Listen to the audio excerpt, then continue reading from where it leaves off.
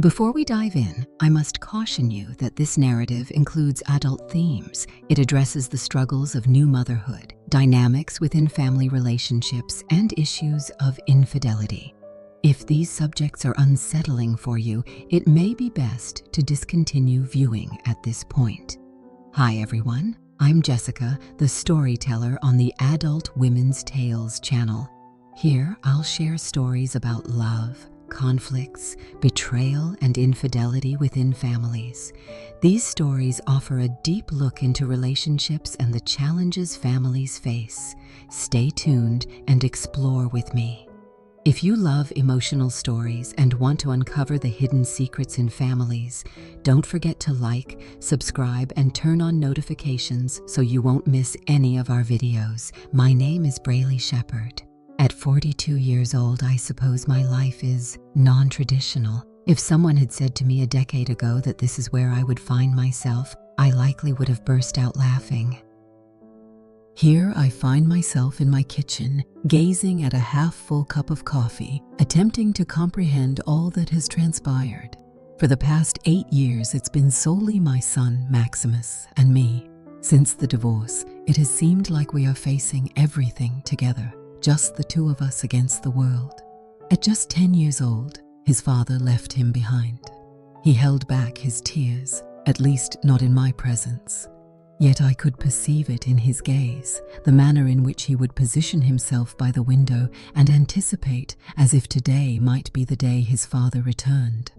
Naturally, he never followed through. I committed to a vow I set for myself back then. I promised myself that I would do everything necessary to ensure Maximus felt he still belonged to a family, even if it was just the two of us. For a time, I believe I succeeded in keeping everything in order. He was an incredibly nice child, gentle, reserved, always eager to lend a hand with chores at home. However, as he aged, circumstances began to shift. He began to transform. Honestly, I felt the same way. Maximus reached the age of 18 this year. He's grown up, yet there are moments when it seems he's still navigating the journey of understanding manhood. He's always been somewhat reserved. He rarely goes out and doesn't have many close friends. I've attempted to discuss it with him, but he merely brushes it aside, claiming he's okay. I'm aware that he's not okay, however. A mother has an innate understanding. Approximately a month ago, he approached me with something I had never anticipated, a revelation I wasn't prepared for. He mentioned that he had been using my belongings, my undergarments.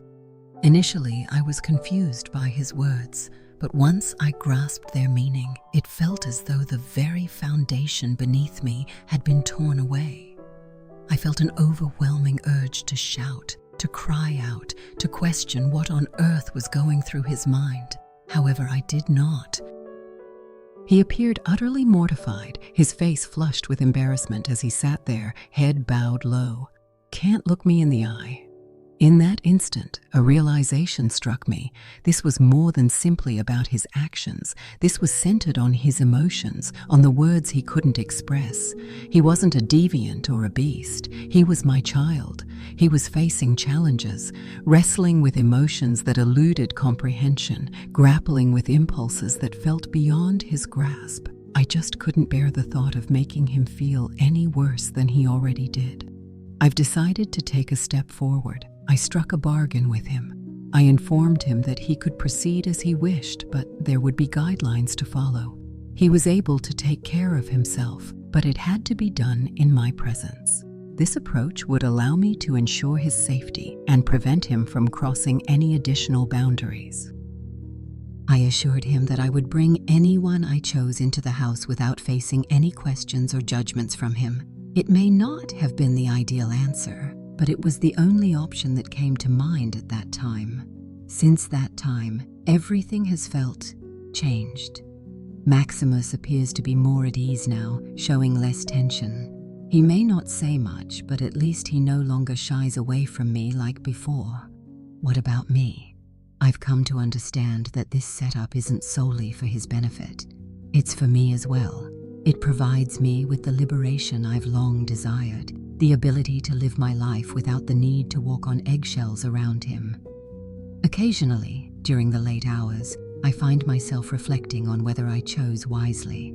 I'm curious about how others would react if they found out. Would they think I'm a terrible mom? Is it a setback? Perhaps they might. However, they are unaware of Maximus. They have no idea what it feels like to witness your child in pain and feel powerless to make it better. They have no idea what it's like to feel as though you're on the edge, desperately trying to maintain your composure and avoid crumbling. The future remains uncertain for us. I'm uncertain whether this setup will be sustainable in the long run, or if it's merely a disaster waiting to happen. For the time being, this is how we live. This is our selection. Despite the chaos and complexity, I'm putting forth my best effort. For him, for the two of us. If you're still here, be sure to give this video a thumbs up, share your opinions in the comments, and hit that subscribe button for more stories like this one. Believe me, there's a wealth of discovery waiting ahead. I didn't have any plans for the deal. I didn't really consider it carefully. It simply occurred. One moment, I was sitting there trying to figure out how to talk to Maximus about what he'd told me, and the next, the words were pouring out of my mouth as if they were in control. I encouraged you to continue, I mentioned. However, I require certain things in exchange. He stared at me as if I had just uttered words from a foreign tongue, his complexion drained of color, his hands balled into tight fists on the kitchen table. For a moment, I believed he might stand up and leave. Perhaps I wished for him to. Perhaps I wished he would refuse, that he would call me insane and leave the room in a huff. However, he did not. He simply sat there, gazing at me, his mouth moving as if he was at a loss for words. "What do you mean?" he finally inquired. His voice trembled, soft. It seemed as though he was uncertain about whether he truly wanted to hear the response. I inhaled deeply. "You can continue, but make sure it's just in my presence." "In exchange, I have the freedom to live my life on my own terms. I can invite people into the house without you needing to say a word about it. Absolutely no judgment, no inquiries. We each receive what we require. Is that all right?" A lengthy silence followed that moment. Maximus remained silent. He simply gazed at me, his forehead creased, his mouth set in a tight line. It was clear he was working through my words, attempting to understand their meaning. I was engaged in the same activity. The words lingered in the space between us, and there was no way to retract them now. I wasn't entirely convinced that I wanted to. At last, he gave a nod, just a hint, hardly noticeable. "All right," he murmured, his tone so gentle I nearly missed it.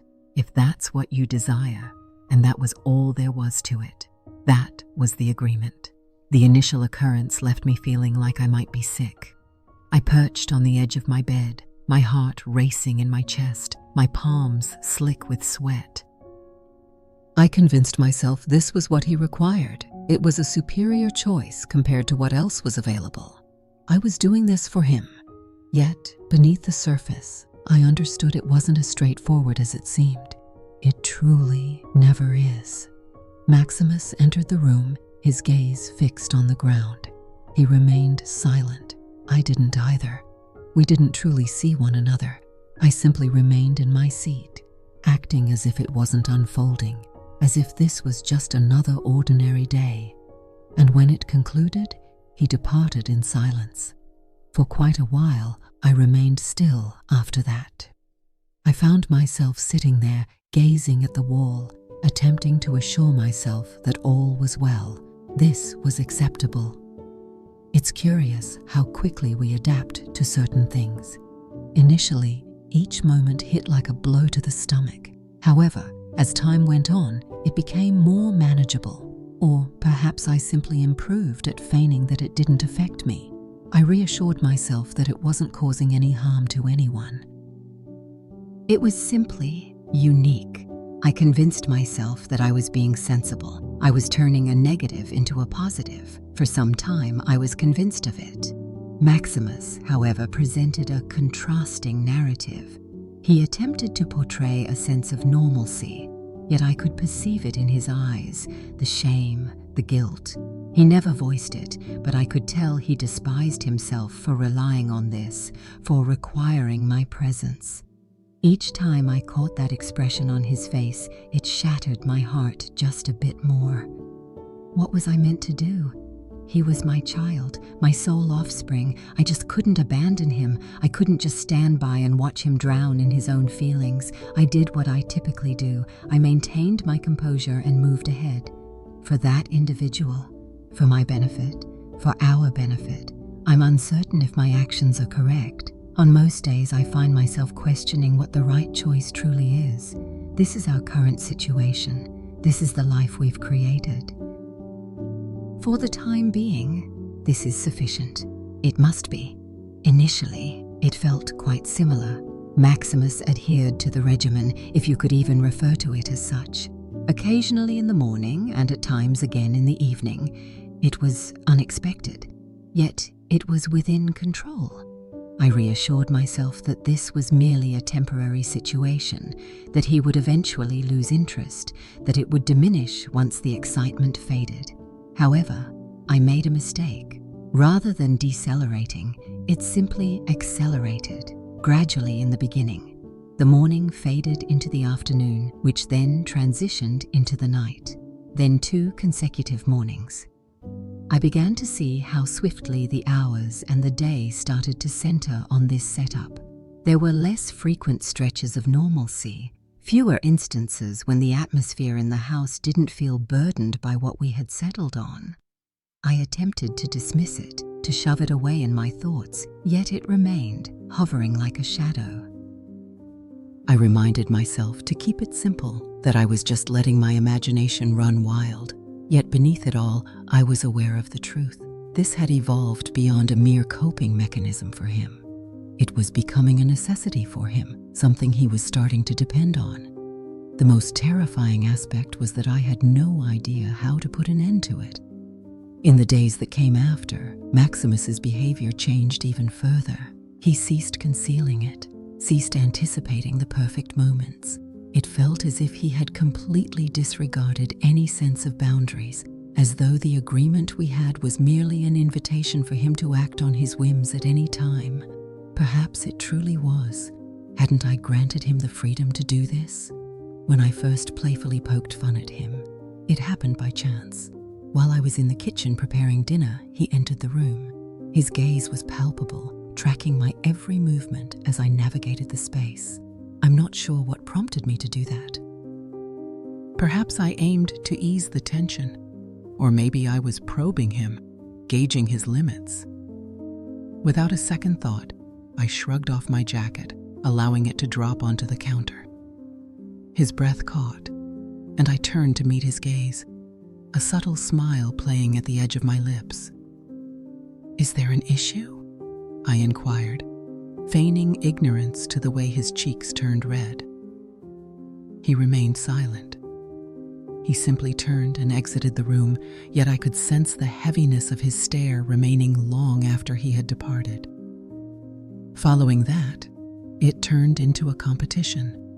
I'd gather my hair, allow my shirt to sit just a tad higher, and keep my jeans unbuttoned for a bit longer than usual. Nothing clear, nothing obvious, just enough to induce a moment of discomfort, to create a pause before he decides to look away. It provided me with an unusual feeling of authority, a strength I hadn't experienced in a long time, and I despised how much I enjoyed it. Yet, with each day that goes by, the boundary between us becomes increasingly indistinct. He began looking for opportunities to be around me more frequently, creating reasons to stay close even when it wasn't necessary. And I allowed him to do so. I convinced myself it was innocent, that it held no significance. Yet, the reality was, I found myself uncertain about its meaning now. Everything felt uncertain to me now. Late one evening, everything reached a climax. Maximus sat opposite me in the living room, his gaze locked onto me while I immersed myself in a book. The atmosphere was heavy with unvoiced tension, the sort that sent shivers down your spine and quickened your heartbeat. I raised my eyes to his, locking onto his gaze, and for the first time, I held my ground. He didn't either. The stillness lingered around us, thick and oppressive, until I mustered the courage to clear my throat and rise to my feet. "I'm heading to bed," I murmured, my voice just a soft breath. He nodded, yet I sensed his gaze lingering on me as I turned to leave. I'm unsure of how we arrived at this point. I can't believe I allowed it to reach this point. Yet, here we find ourselves trapped in a loop that feels impossible to escape. Despite my desire to feel in control, I can't help but sense that I've already surrendered it. Everything started to fall apart the moment Enrique Franklin came into our lives. I was introduced to him by a friend, one of those laid-back encounters that don't seem significant at the time. However, Enrique was not the type of man you could easily erase from your memory. He possessed a captivating charm that seemed completely natural, as if bringing a smile to your face required no effort at all. His laugh resonated throughout the room, inviting and comforting, making me feel more at ease. Perhaps for the first time in years, I might be able to lower my defenses. Enrique began visiting more frequently.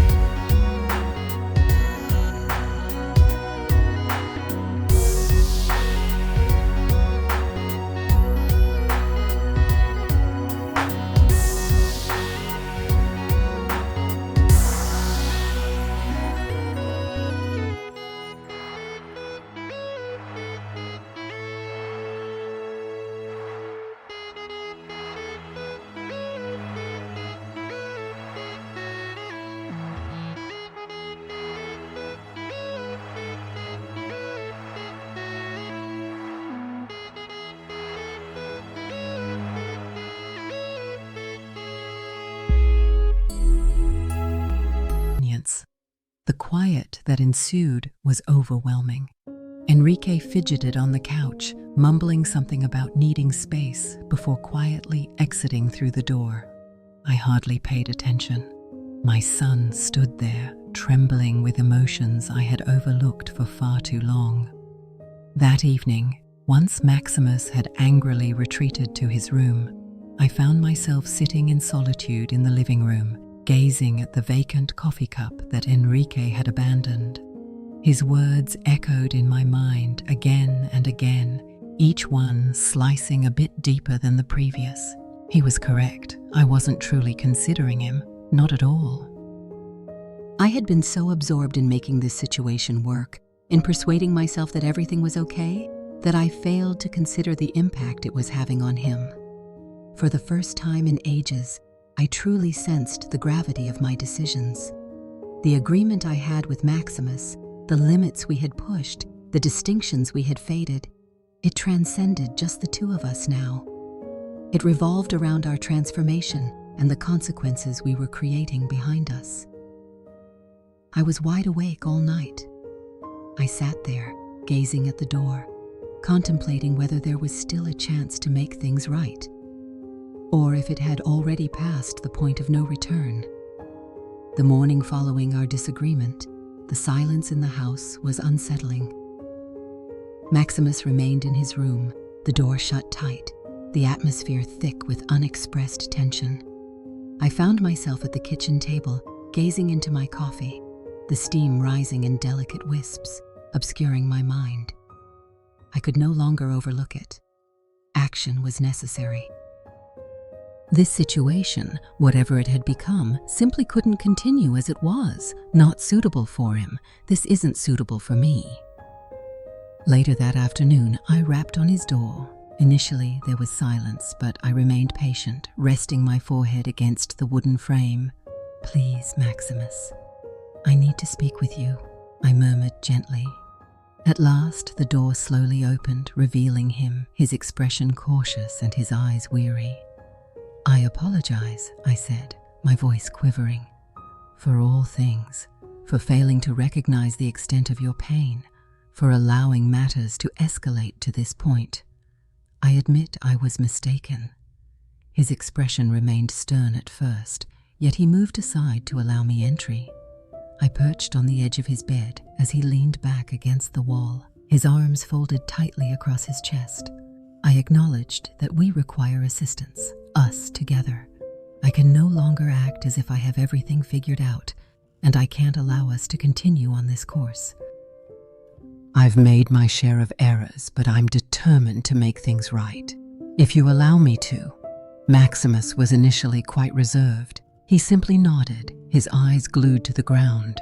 A few days later, we found ourselves in a small office, facing Rafael Cabrera, a family therapist I had discovered online. Rafael exuded kindness, his calm and steady demeanor creating a sense of safety, even in moments when words felt unnecessary. Initially, neither of us did. We remained quiet, the burden of our tale too heavy to express. Rafael had a unique ability to penetrate that silence, posing questions that felt less like intrusions and more like warm invitations. Gradually, Maximus started to reveal more of himself. He shared the isolation he experienced after the divorce, the uncertainty he held regarding our situation, and the bitterness that had been accumulating within him. I sat there, tears flowing down my cheeks as I heard him articulate emotions I had overlooked for far too long. In the weeks that came after, therapy integrated itself into our daily lives. It was challenging. There were moments when we exited the office feeling more exhausted than when we entered, times when I wondered if we were truly moving forward. Slowly but surely, the barriers that separated us started to crumble. Rafael assisted us in establishing clear boundaries, genuine boundaries this time. I informed Maximus that our agreement was finished, that it had been an error, and that we needed to begin anew. Initially, he found it difficult to adapt. There were times when I noticed him slipping back into familiar patterns, his frustration spilling over into anger or tears. With Raphael's guidance, we discovered more beneficial methods to manage our challenges. Maximus began journaling, an endeavor I never expected him to pursue, and even enrolled in a local martial arts class where he discovered a way to express his emotions. Gradually, I witnessed his transformation. He grew a bit taller, spoke with increased confidence, and started to spend more time outside, forging connections that were independent of me. The most challenging aspect for me was confronting my true self, truly confronting who I am. Therapy pushed me to face the decisions I had taken, the ways I allowed my own fears and insecurities to shape my relationship with Maximus. I had invested so much effort in trying to keep him close, to bridge the emptiness created by the divorce, that I failed to recognize how it was stifling us both. Releasing that grip, discovering the ability to believe in his independence, was among the most challenging experiences I've faced. One evening, several months after our initial therapy session, Maximus and I found ourselves on the porch observing the sun as it sank beneath the horizon. He glanced my way and said, "Thanks, Mom, for all things. It may not have been a lot, but it sufficed."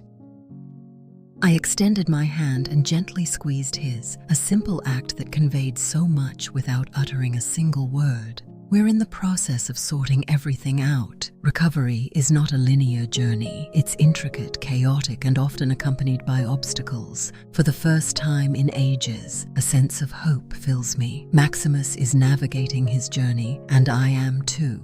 Although we might not completely eliminate our past errors, we are discovering ways to progress. United. Life is unpredictable, and honestly, if there were a guide, I would have likely discarded it ages ago.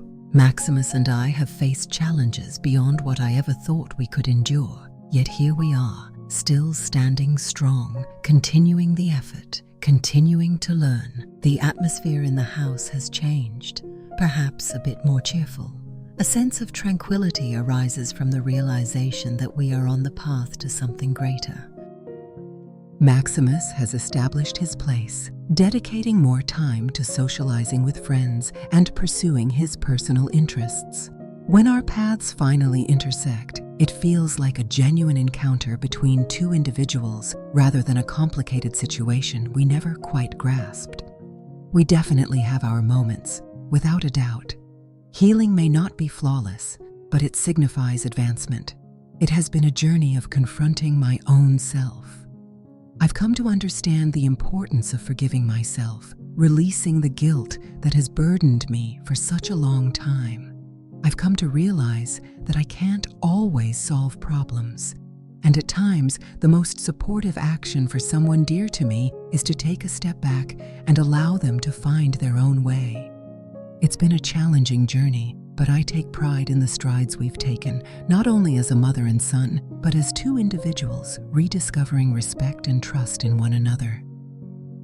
The key lesson I've learned from all of this is the significance of genuine boundaries. They're not merely guidelines, they're expressions of care, affection for those in your life, and appreciation for who you are. They serve to safeguard what is important, all the while creating space for development, comprehension, and relationships. I've come to understand that being responsible is equally essential as letting go. At times, acknowledging your mistakes can be incredibly challenging, yet it brings a profound sense of liberation. To all who are tuned in, I want to express that your mistakes do not determine your worth. Your actions after define who you are. The way you rise again, the manner in which you confront those you've wronged, and the path you take to progress ahead. Growth is not about achieving perfection, it's about embracing change, even when it feels intimidating, even in the pain. Maximus and I are in the process of discovering things together, and I believe that journey will continue indefinitely. That's simply how things are. For the first time in ages, it feels like we're really on solid ground. We're creating an improved, more wholesome experience. I'm confident that we will continue to progress. United, I'm eager to hear your thoughts on this. What would you do if everything you knew crumbled like it did for me? What steps will you take next? Feel free to share your thoughts in the comments below. If this story resonated with you, be sure to like, share, and subscribe for more content.